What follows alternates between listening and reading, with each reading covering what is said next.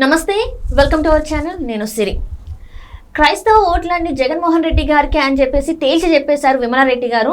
అయితే ఎందుకు ఇలా ఓట్లన్నీ తనకే పడతాయని చెప్పారు, ఏంటి దీని వెనకాల ఉన్న సారాంశం ఏంటి మనకు వివరించడానికి మనతో పాటు ఉన్నారు ప్రముఖ senior journalist, political analyst CS Rao గారు. నమస్కారం సార్. నమస్తే సిరి. సార్, విమలారెడ్డి గారు అంటే ఏంటంటే తను ఒక పాస్టర్. ఈసారి ఏంటంటే మొత్తం క్రైస్తవ ఓట్లన్నీ జగన్మోహన్ రెడ్డి గారికి వైపే ఉన్నాయని చెప్పేసి తను చెప్పడం జరిగింది. సో దీని వెనకాల ఉన్న కథ ఏంటి సార్? ఒకటి ఏంటంటే క్రైస్తవ ఓట్ బ్యాంకు చీలిపోతుంది అనేది ఒకటి ఈ మధ్యకాలంలో వైఎస్ఆర్ కాంగ్రెస్ పార్టీకి ఉన్నటువంటి ఒక అభిప్రాయం. ఎందుకనంటే షర్మిలా వచ్చారు. షర్మిలాతో పాటు బ్రదర్ అనిల్ కూడా ఈ మధ్య కాలంలో పాస్టర్స్ దగ్గరికి వెళ్ళి కొన్ని మీటింగ్లు కూడా ఆంధ్రప్రదేశ్లో పెడుతూ ఉన్నారు. పెట్టి ఎలాగైనా సరే జగన్మోహన్ రెడ్డిని దించేసేయాలి, జగన్మోహన్ రెడ్డిని గెలిపించడానికి సహాయపడ్డాను అప్పట్లో. కానీ జగన్మోహన్ రెడ్డి పరిపాలన సరిగ్గా లేదు, రాజన్న రాజ్యం అని చెప్పేసి అనుకున్నాం. కానీ ఇది జగన్మోహన్ రెడ్డి గందరగోళం చేస్తున్నాడు రాష్ట్రాన్ని, కాబట్టి రాష్ట్రాన్ని కాపాడాలి అనేటువంటి ఉద్దేశంతో బ్రదర్ అనిల్ ఇప్పుడు జగన్మోహన్ రెడ్డికి వ్యతిరేకంగా ప్రచారం చేస్తున్నారు. పాస్టర్ల దగ్గరికి వెళ్తున్నారు. గతంలో కూడా 2019 ఎన్నికల్లో పాస్టర్ల దగ్గరికి వెళ్ళి జగన్మోహన్ రెడ్డికి ఓటు వేయించేటువంటి విషయంలో కీలక పాత్ర పోషించాడు బ్రదర్ అనిల్. కానీ ఇప్పుడు తెలిసి వచ్చింది ఆయనకి జగన్మోహన్ రెడ్డి ఏంటి అనేది తెలిసి వచ్చిన తర్వాత ఇప్పుడు ఆయనకు వ్యతిరేకంగా పాస్టర్లందరినీ కూడా మొబిలైజ్ చేసేటువంటి కార్యక్రమంలో ఆయన ఉన్నారు. దానికి ప్రతిగా జగన్మోహన్ రెడ్డి విమలారెడ్డిని ప్రయోగిస్తున్నారు. విమలారెడ్డి ఎవరు? ఆమె బంధువు, జగన్మోహన్ రెడ్డి బంధువు ఆమె, కాబట్టి ఆమె మేనత్ అనుకుంటా. సో విమలారెడ్డి ఆమె బైబిల్ పట్టుకొని ఇప్పుడు ప్రచారానికి మొదలు రైట్. అంటే జగన్ సైడే ఉన్నారు అని చెప్పేసి తను చెప్పడం జరుగుతుంది. ఓటు బ్యాంక్ అంటే ఇక్కడే ఉంది, చీరలేదని కూడా చెప్తుంది. సో బైబిల్ పట్టుకొని ఆమె ప్రచారానికి మొదలు పెట్టారు. గతంలో బైబిల్ పట్టుకొని ప్రచారం చేసింది విజయమ్మ, జగన్మోహన్ రెడ్డి వాళ్ళ మదర్. సో ఆమె బైబిల్ పట్టుకుని ప్రచారం చేసి 2019లో అందరూ ఈ బైబిల్ తోటి ప్రచారం చేసి బైబిల్ పట్టుకుని వెళ్ళి అట్టికలుగా జగన్మోహన్ రెడ్డిని గెలిపించడానికి క్రైస్తవుల్ని తన జగన్మోహన్ రెడ్డి వైపు తిప్పారు. సో ఇప్పుడు 5 సంవత్సరాల పరిపాలన తర్వాత జగన్మోహన్ రెడ్డి ఏం చేశారు, రాష్ట్రానికి ఏం చేస్తున్నారు అనేది ప్రధానమైనటువంటి అంశం. దీన్ని బేస్ చేసుకొని అటు క్రైస్తవులు కానీ, ముస్లిమ్స్ కానీ, లేదా ఇతర హిందువులు కానీ ఎవరైనా ఓటేస్తారు. కానీ ఇక్కడ ప్రాంతాల వారీగా, మతాల వారీగా ప్రచారం చేస్తూ లబ్ధి పొందాలని చెప్పి వైఎస్ఆర్ కాంగ్రెస్ పార్టీ అనుకుంటుంది అనే దానికి విమలారెడ్డి ప్రచారం ఒక నిదర్శనంగా తీసుకోవచ్చు, ప్రత్యక్ష నిదర్శనంగా తీసుకోవచ్చు. విమలారెడ్డి గతంలో ఎప్పుడు కూడా ఇంత పెద్ద ఎత్తున ప్రచారం చేయలే. ఆమె యాక్చువల్గా క్రైస్తవ ప్రబోధకురాలు, ఒక టీచర్గా ఏదో పనిచేస్తున్నారు ఆవిడ, ఆ క్రైస్తవ ప్రబోధకురాలు ఆవిడ. ఈ క్రైస్తవ ప్రబోధకులు ఎవరైతే ఉన్నారో వాళ్ళు రాజకీయ ప్రబోధాలు చేస్తున్నారు. ఇది తప్పు. వాస్తవంగా క్రైస్తవ ప్రబోధాలు చేసేటువంటి వాళ్ళు రాజకీయ ప్రబోధాలు చేయటం అనేది అది తిరస్కరిస్తారు. ఎవరైనా క్రిస్టియన్స్ అయినా సరే, ఇప్పుడు క్రిస్టియన్ ఫాదర్స్ వస్తుంటారు. క్రిస్టియన్ ఫాదర్స్ ఇచ్చినంత మాత్రాన వాళ్ళు దైవానికి సంబంధించిన అంశాలు, దైవ ప్రబోధాలు చేస్తే వింటారు తప్పితే క్రిస్టియన్స్. వీళ్ళు రాజకీయ ప్రబోధాలు చేస్తే రాజకీయ ప్రబోధాలు ఎందుకు వింటారు పబ్లిక్, క్రైస్తవులు? అసలు ఇంకోటి, భారతదేశంలో క్రైస్తవులు అనేది అసలు లేరు, క్రైస్తవం అనేది లేదు, క్రైస్తవ మతం అనేది లేదు. కేవలం కన్వర్టెడ్ క్రిస్టియన్సే ఉంటారు ఇక్కడ.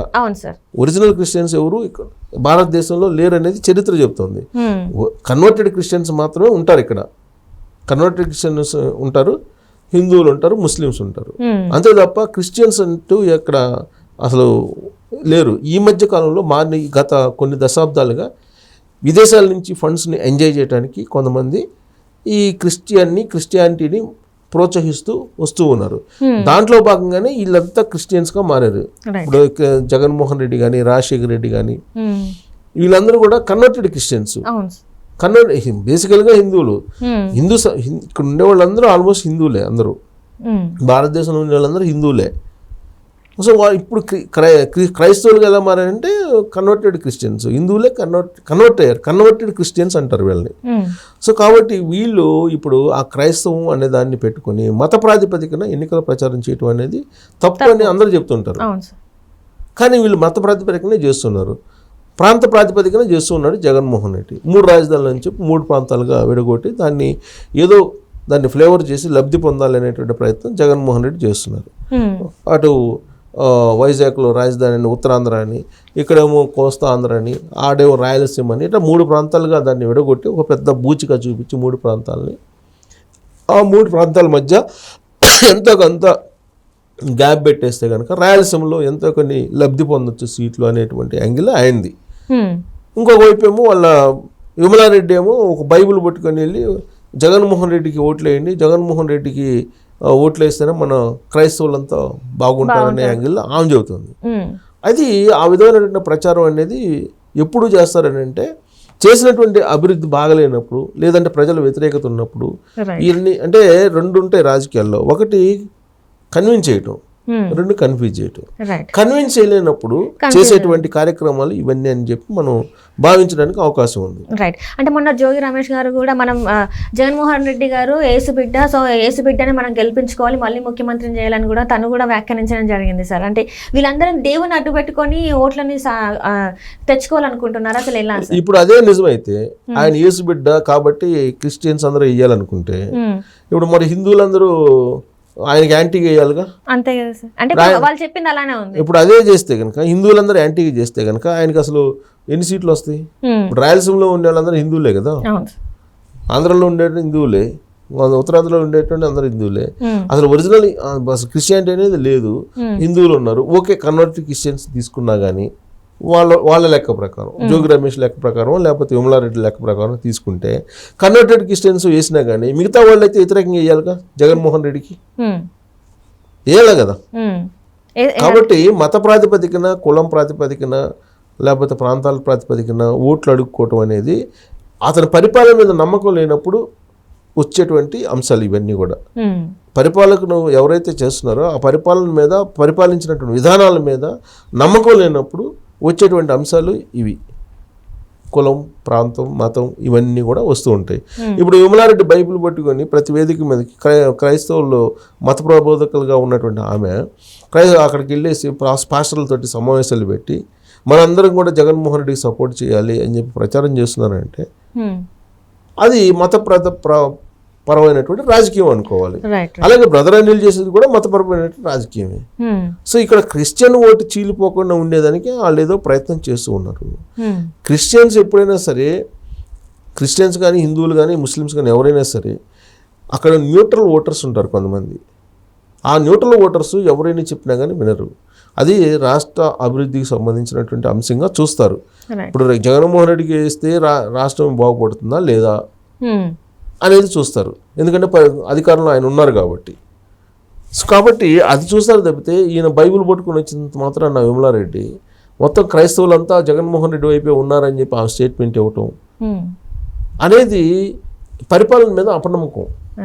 సో లాస్ట్ టైం కూడా 2019లో కూడా అదే జరిగింది. ఇప్పుడు జగన్మోహన్ రెడ్డి ఏం చేస్తున్నారు, క్రైస్తవులకి పంచాయతీరాజ్ శాఖ నుంచి 1000 కోట్లు రిలీజ్ చేశారు. 1000 కోట్లు రిలీజ్ చేసి ప్రతి గ్రామంలో ఒక చర్చి కట్టాలి, ఒక చర్చి కట్టాలని చెప్పి ఆల్రెడీ చర్చిలు కడుతున్నారు. చర్చిలు కట్టించి ఆయన క్రైస్తవాన్ని ప్రబోధిస్తూ క్రైస్తవం అంటేనే జగన్మోహన్ రెడ్డి అనేటువంటి విధంగా ప్రచారం చేస్తున్నారు వాళ్ళు.